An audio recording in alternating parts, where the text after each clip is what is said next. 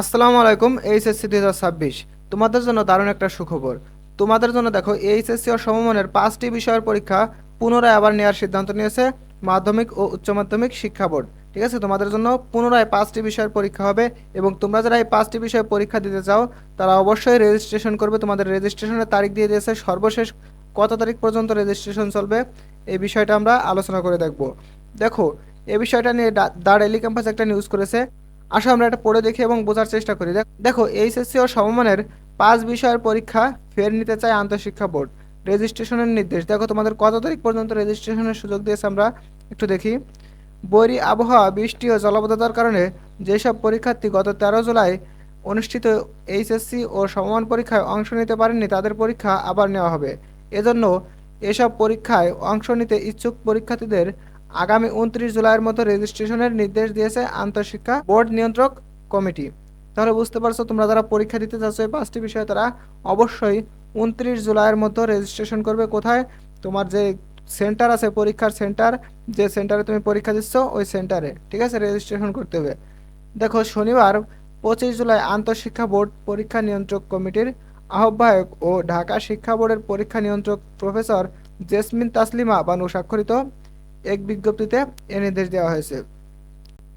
নির্দেশনায় বলা হয়, এইচএসসি ও সমমান পরীক্ষা 2026 এর চট্টগ্রাম শিক্ষা বোর্ডের ব্যতীত অন্যান্য শিক্ষা বোর্ডের যে সকল শিক্ষার্থী বৈরী আবহাওয়ার কারণে গত 13 জুলাই অনুষ্ঠিত পদার্থবিজ্ঞান প্রথম পত্র, হিসাব বিজ্ঞান প্রথম পত্র ও যুক্তিবিদ্যা প্রথম পত্র, বাংলাদেশ মাদ্রাসা শিক্ষা বোর্ডের ইংরেজি দ্বিতীয় পত্র এবং বাংলাদেশ কারিগরি শিক্ষা বোর্ডের অফিস ম্যানেজমেন্ট বিষয়ের পরীক্ষায় অংশগ্রহণ করতে পারেনি কিন্তু অংশগ্রহণ করতে ইচ্ছুক সেই সকল পরীক্ষার্থীদের স্ব স্ব কেন্দ্রে আগামী 29 জুলাইয়ের মধ্যে রেজিস্ট্রেশন করতে হবে।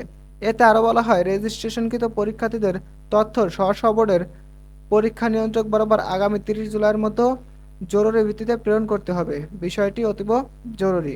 এর আগে গত 15 জুলাই জাতীয় সংসদে চলমান এইচএসসি ও সমমান পরীক্ষার বিষয়ে 300 বিধিতে দেওয়া বিবৃতিতে 5 বিষয়ের পরীক্ষা ফের নেওয়ার তথ্য জানিয়েছিলেন শিক্ষামন্ত্রী ডক্টর আনামা এহসানুল হক মিলন। শিক্ষামন্ত্রী বলেন, চলমান এইচএসসি ও সমমান পরীক্ষা 2026 এ সারা দেশে 2697টি পরীক্ষা কেন্দ্রে মোট 12,70,583 জন পরীক্ষার্থী অংশগ্রহণ করেছেন। সম্প্রতি ভারী বর্ষণ ও বৈরী আবহাওয়ার কারণে চট্টগ্রাম শিক্ষা বোর্ডের অধীনে চলা 5 জেলা চট্টগ্রাম, কক্সবাজার, খাগড়াছড়ি, রাঙামাটি ও বান্দরবান অনুষ্ঠিতব্য পরীক্ষা স্থগিত করা হয়েছে। অর্থাৎ এ বিষয়টা আগের বলা বিষয়।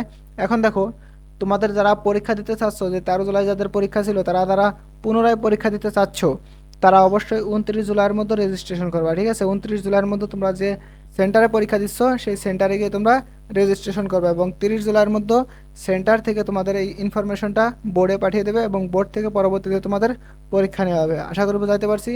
প্রিয় শিক্ষার্থীবৃন্দ, শিক্ষা সম্পর্কিত যে কোনো সঠিক নিউজ সবার আগে পেতে অবশ্যই আমাদের চ্যানেলটা সাবস্ক্রাইব করে রাখো এবং ফেসবুক থেকে দেখলে অবশ্যই ফলো দিয়ে রাখো। তো ভালো থাকো তোমরা সবাই। আল্লাহ হাফেজ।